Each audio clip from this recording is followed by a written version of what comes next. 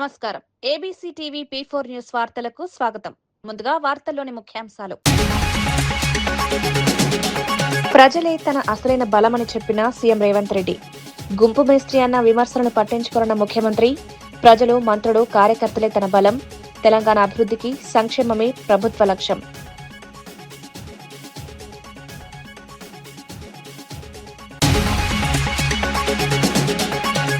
Drugs కు దూరంగా ఉండాలని యువతకు పిలుపునిచ్చిన అనిత.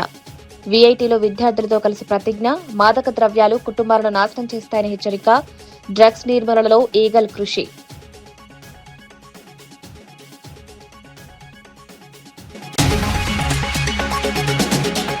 కార్యకర్తల గౌరవమే పార్టీ బలమని కేటీఆర్ వ్యాఖ్య. పార్టీ వ్యవహారాల్లో గతంలో లోపాలు. 2028 తర్వాత కార్యకర్తల సంక్షేమ బాధ్యత. ప్రతి కార్యకర్తకు తగిన గుర్తింపు.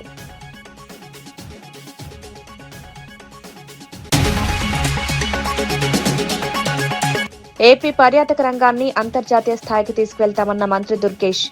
టూరిజం అడ్వైజరీ కౌన్సిల్ ఏర్పాటుకు ప్రతిపాదన. లేపాక్షి, గండికోటకు యునెస్కో గుర్తింపు. పెండింగ్ పర్యాటక ప్రాజెక్టులకు వేగం.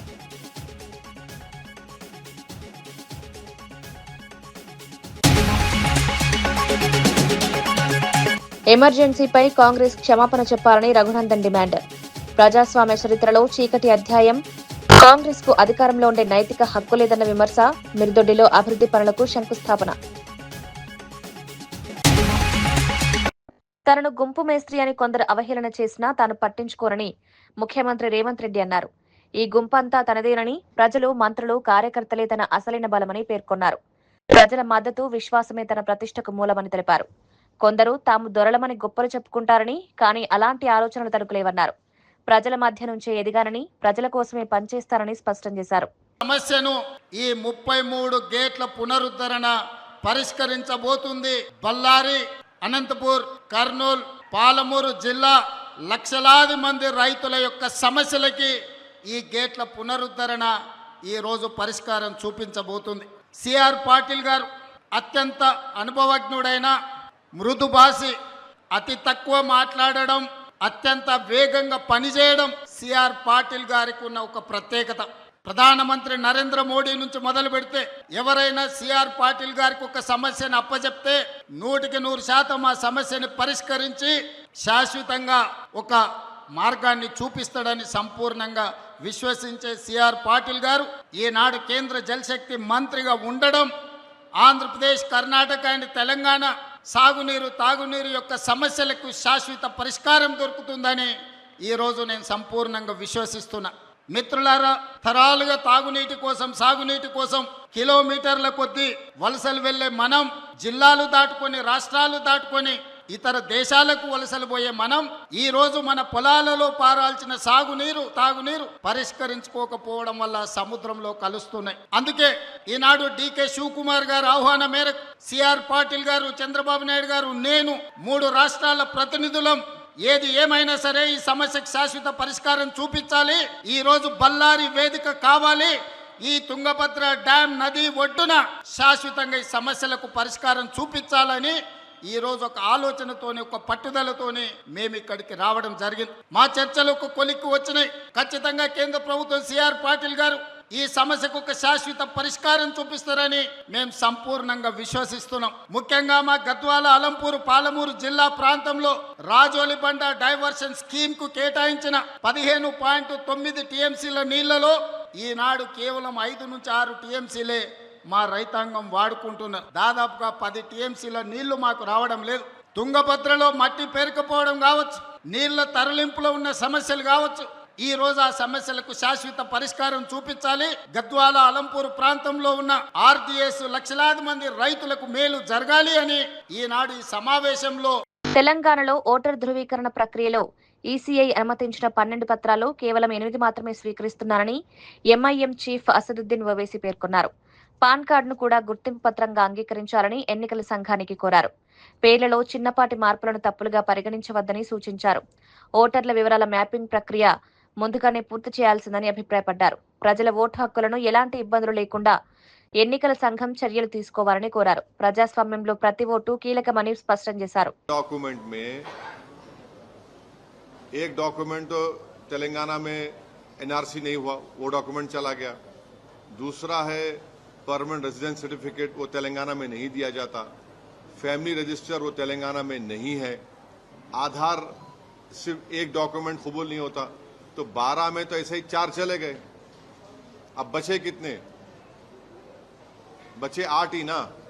अब 8 डॉक्यूमेंटेशन के लिए हमने इलेक्शन कमीशन से कहा था कि आप पैन कार्ड इसमें शामिल कर लीजिए, क्योंकि पैन कार्ड की बुनियाद पर मैं वोट डाल सकता हूं। स्टेट गवर्नमेंट ड्राइविंग लाइसेंस देती है, उसकी बुनियाद पर वोट डाल सकता हूं। State government food security card देती है, उसकी बुनियाद पर मैं वोट डाल सकता हूं। तो इलेक्शन कमीशन ने उसको कबूल नहीं किया। दूसरा, हमने इलेक्शन कमीशन से कहा था कि जो एनोमलीज हैं, अगर 2002 में मैन्युअली वोटर लिस्ट बनाई गई थी जिसको इलेक्शन कमीशन ने बनाया, अगर उसमें स्पेलिंग मिस्टेक है तो उसको आप प्रेजेंट कैसा मुझे आप पेनलाइज करेंगे? भाई, अगर किसी का नाम एस प्रमोद था 2002 में, अब आ गया सौरभ प्रमोद 2026 में, तो इलेक्शन कमीशन बोल रहा है ये एनोमली है। किसी के 6 बच्चे हैं, एनोमली है। कौन सा कानून है जो 6 बच्चे रहे तो नाम नहीं आएगा? 15 साल का फर्क होगा अगर पेरेंट्स में और चिल्ड्रन में, नहीं होगा। 40 इयर्स का से कम होगा ग्रैंडसन में, ग्रैंडफादर में, नहीं होगा। ये कैसा होगा बताइए? एनोमलीज कैसा होगा? हम बोले इस पर करेक्शन कर लिया। आखिरी और एक बात, ये एक्सरसाइज शुरू होने से पहले प्री एसआईआर मैपिंग ईसीआई ने की। पहले ये बताया गया था कि प्री प्रिंटेड फॉर्म आएगा, राइट? हम अब नहीं आएगा। अब सिर्फ जो 2026 में जिसका नाम है वोटर लिस्ट में, उसको घर पे लाके देंगे बीएलओ फॉर्म। वोटर को, इलेक्टर को 2002 का पूरा अपना डिटेल लिखना पड़ेगा। हमने कहा कि जब आपके पास प्री ఎమర్జెన్సీ కాలం భారత ప్రజాస్వామ్య చరిత్రలో అత్యంత చీకటి అధ్యాయమని మెదక్ ఎంపీ రఘునందన్ రావు అన్నారు. ఆ కాలంలో జరిగిన చర్యలకు కాంగ్రెస్ పార్టీ దేశ ప్రజలకు బహిరంగ క్షమాపణ చెప్పాలని డిమాండ్ చేశారు. ప్రజాస్వామ్య విలువలను దెబ్బతీసిన కాంగ్రెస్ కు అధికారంలో ఉండే నైతిక హక్కు లేదని విమర్శించారు.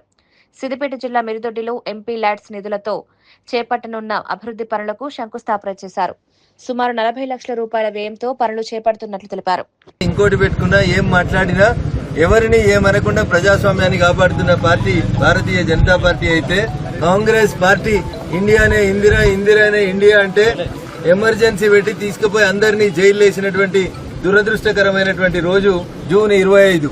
ఈ దేశంలో ఎమర్జెన్సీని పెట్టినటువంటి రోజు. గ్రామాల్లో సంఘ కార్యకర్తలందరినీ జైళ్లలో పెట్టి అరాచక పాలనకి తెరదీసినటువంటి ఈ రోజు సందర్భంగా కాంగ్రెస్ పార్టీ ఈ దేశానికి క్షమాపణ చెప్పాలని చెప్పి ఈ సందర్భంగా డిమాండ్ చేస్తా ఉన్నాం.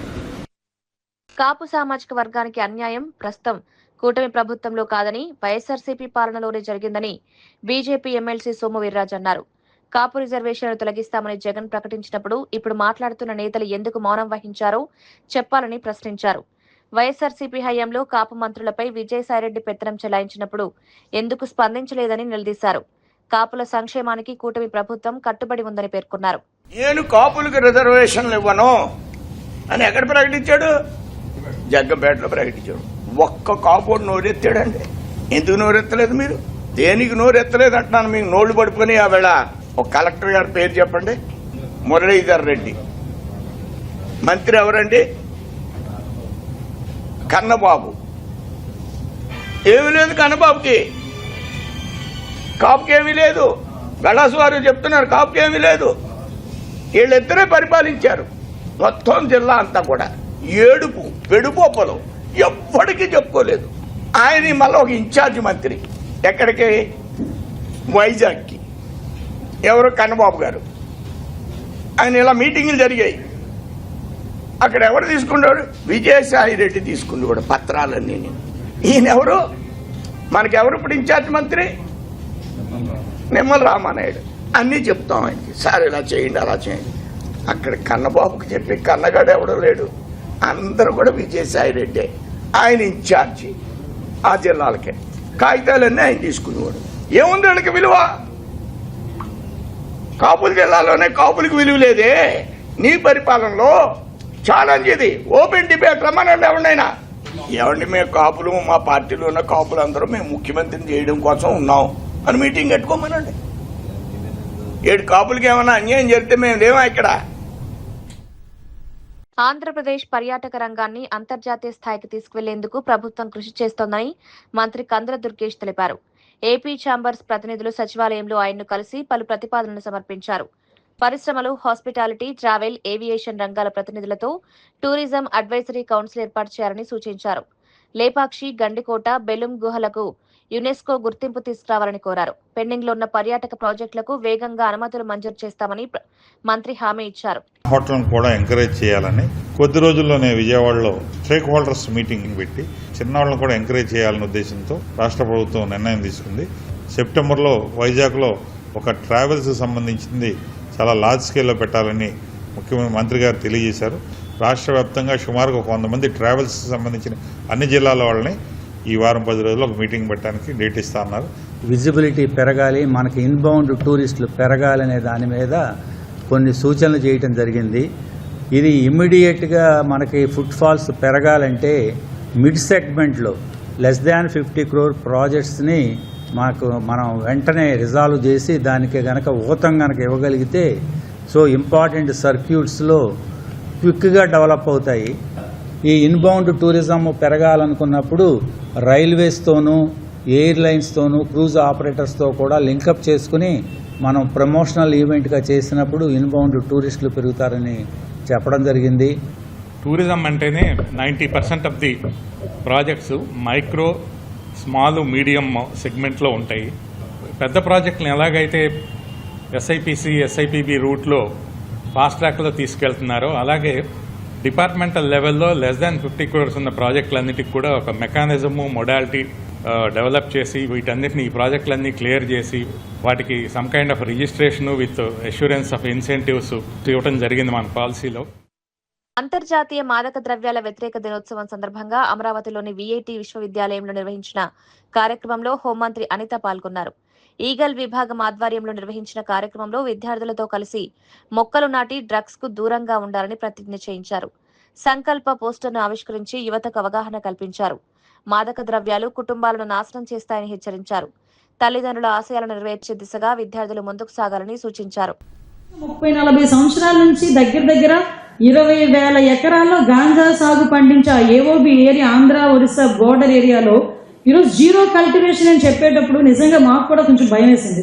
బట్ మేము అక్కడి నుంచి తెప్పించుకున్నాం. రిపోర్ట్సే కాదు, డ్రోన్స్ కెమెరాస్తో కూడా మేము చెక్ చేసుకుని ఎక్కడ నాకు ఒక రకంగా చెప్పాలంటే ఒక అదృష్టం కింద భావించాం. సాక్షాత్తు సీఎం గారు కూర్చొని ఈగల్ అన్న పదంలోనే చాలా అర్థం కనిపిస్తుంది.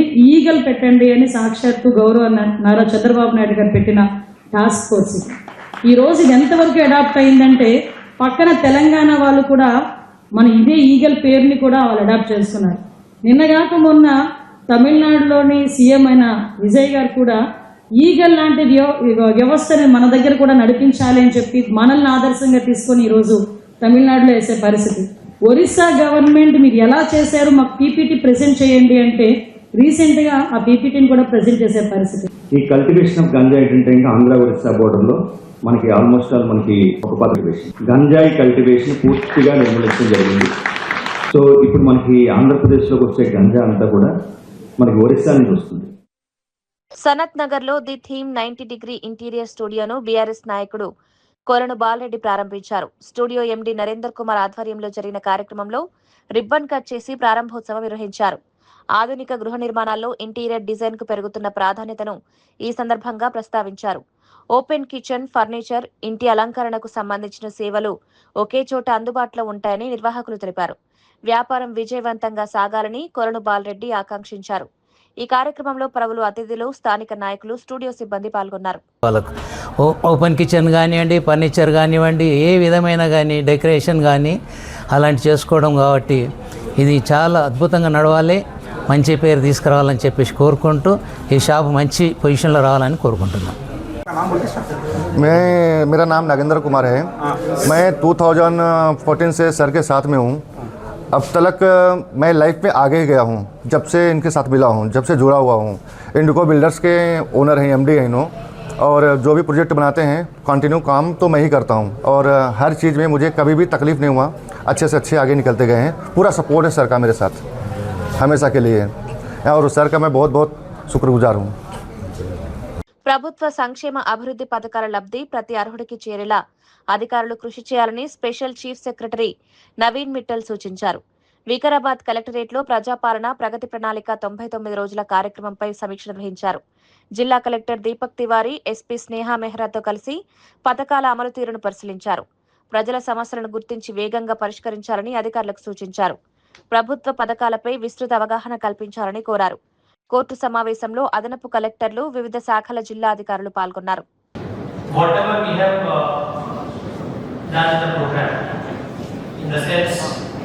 Whatever issues we have identified, whatever problems we have identified, whatever grievances we have taken, there must be a proper follow-up of it. So that is number one priority. Number two, also documentation of what has been done and then dissemination of the good work which has been done. And that is why state government has appointed the special officers for every district, so that this handholding can be made there. Important learnings from one district can also be taken to other districts also. So that if some district has done some very interesting or innovative work, that can be taken to the other districts also. They can also learn from the process. And finally, to have a sort of a plan based on these identified issues, sort of an action plan that then we can implement in the coming months and coming time. This is the basic objective of having this meeting today. That is, many times what happens is we conduct a program, but once the program is done, we forget and then we move into our routine work or next program will be on. But here it is not like that. This program which we have conducted for such a long time. Indira మహిళా శక్తి పథకం కింద మహిళలకు చీరల పంపిణీ కార్యక్రమంలో cantonment MLA Shri Ganesh పాల్గొన్నారు. Marredpally cricket గ్రౌండ్లో నిర్వహించిన కార్యక్రమంలో మహిళలకు చీరలు అందజేశారు. మహిళలు ప్రభుత్వాలపై ఆధారపడకుండా ప్రభుత్వాలకే పన్నులు చెల్లించే స్థాయికి ఎదిగారని ఆకాంక్షించారు. 1 కోటి మంది మహిళలను కోటీశ్వరులుగా తీర్చిదిద్దడమే కాంగ్రెస్ ప్రభుత్వ లక్ష్యమన్నారు. మహిళా సంఘాలకు అధిక రుణాలు, వడ్డీ మాఫీ, వ్యాపార అవకాశాలు కల్పిస్తున్నట్లు తెలిపారు.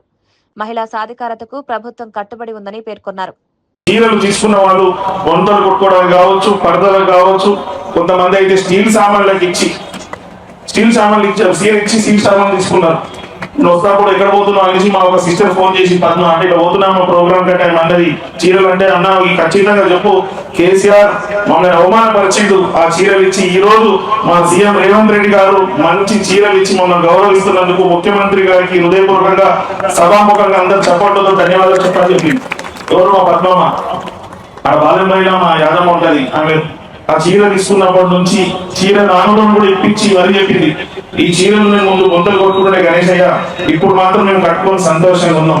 వారేమో మేము అక్కడినే ఉండాలని చూస్తారు, కానీ ఇప్పుడు కాంగ్రెస్ ప్రభుత్వం గౌరవ ముఖ్యమంత్రి రేవంత్ రెడ్డి గారు మీ అందరినీ కోటీశ్వరులు చేయాలని ఆలోచిస్తున్నారు. ఏం చేయాలని? కోటీశ్వరులు చేయాలని ఆలోచిస్తున్నారు. దానికే ముందు రుణాలు 5 లక్షలు ఉండేది, ఇప్పుడు రుణాలు 20 లక్షలు దానికి ఇచ్చి 10 లక్షల రూపాయల వరకు రుణమాఫీ చేస్తారని ఒక నెల కిందనే ప్రోగ్రామ్ చేసి దానికి ఒక జీవో కూడా పాస్ చేశారు. అదే కాకుండా మొన్న వర్షంలో కూడా 553 మహిళా సంఘాలకు బస్సులు కొనిపించి ఆ బస్సులు ఆర్టీసీకి అద్దెలిపించి అందరినీ ఏ బస్సులు అయితే ఉచితంగా ప్రయాణం చేస్తారో అదే బస్సులకి ఓనర్లు చేసిన ఘనత మన గౌరవ ముఖ్యమంత్రి రేవంత్ రెడ్డి గారు. ఓనర్ అయిన మనం చూసిన టీవీలలో అయితే 553.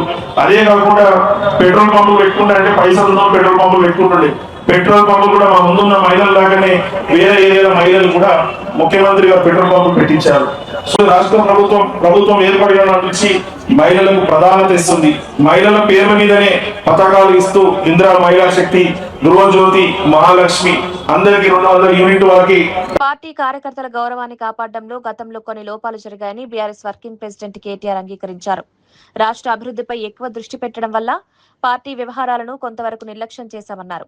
ఇకపై అలాంటి పరిస్థితిని రానివ్వబోమని హామీ ఇచ్చారు. 2028లో కేసీఆర్ మళ్లీ ముఖ్యమంత్రి అయిన తర్వాత కార్యకర్తల సంక్షేమం, గౌరవం, పదవుల బాధ్యత పూర్తిగా తనదేనని పేర్కొన్నారు. పార్టీ కోసం కష్టపడిన ప్రతి కార్యకర్తకు తగిన గుర్తింపు లభించేలా చర్యలు తీసుకుంటామని తెలిపారు. కార్యకర్తలే పార్టీ బలమని కేటీఆర్ స్పష్టం చేశారు. మళ్ళీ ఓటు అడగాలంటే నా గౌరవం యాడుంటది అని.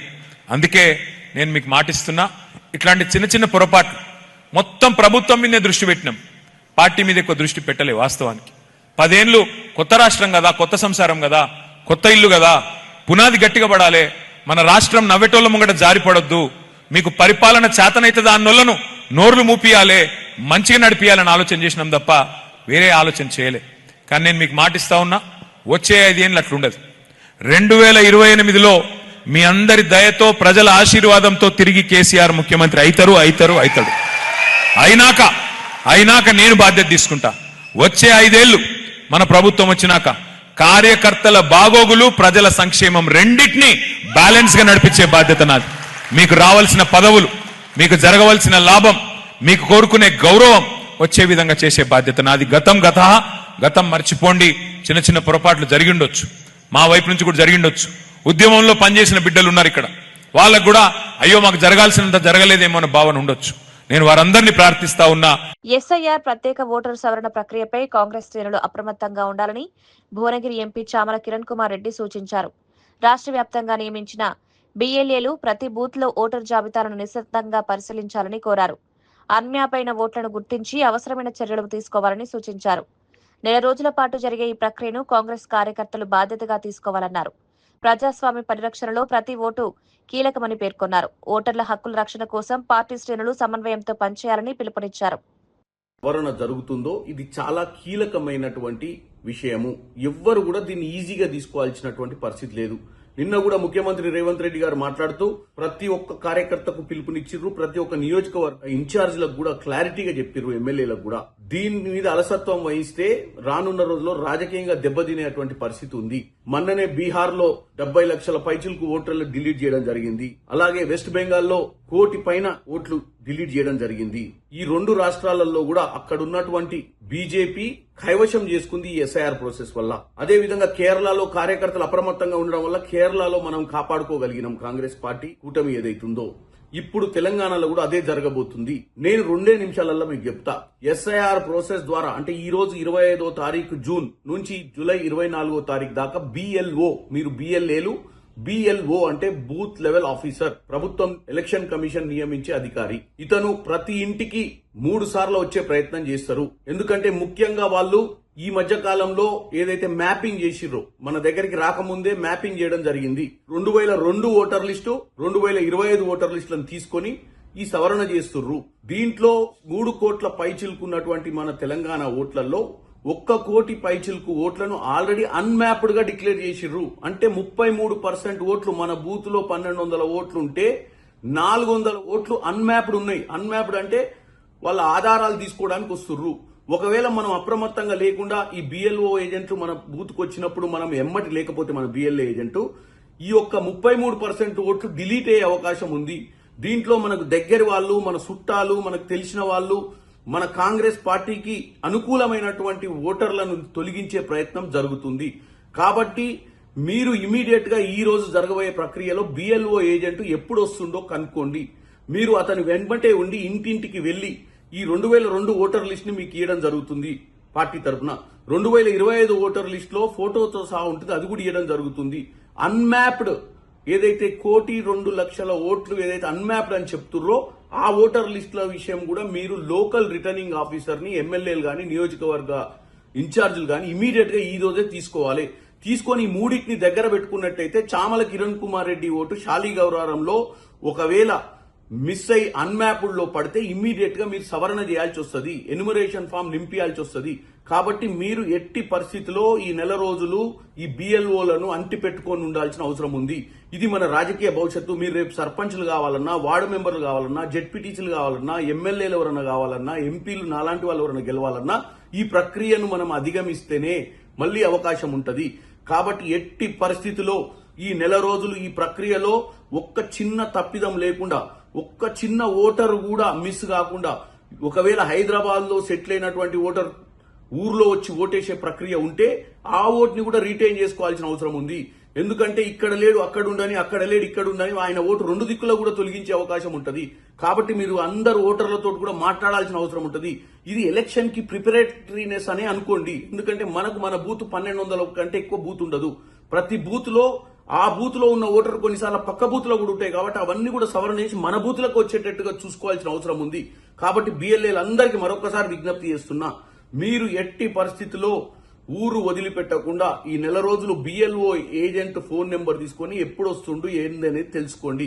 మీకు ఇంకా కూడా డౌట్లు ఉంటే స్థానిక ఎమ్మెల్యే గారిని మేము ప్రతి 10 బూత్లకు ఒక సూపర్వైజర్ ని పెడుతున్నాము, ప్రతి నియోజకవర్గానికి ఒక సూపర్వైజర్ ని పెడుతున్నాము. మరిన్ని వార్తలతో మళ్ళీ కలుద్దాం. నమస్కారం.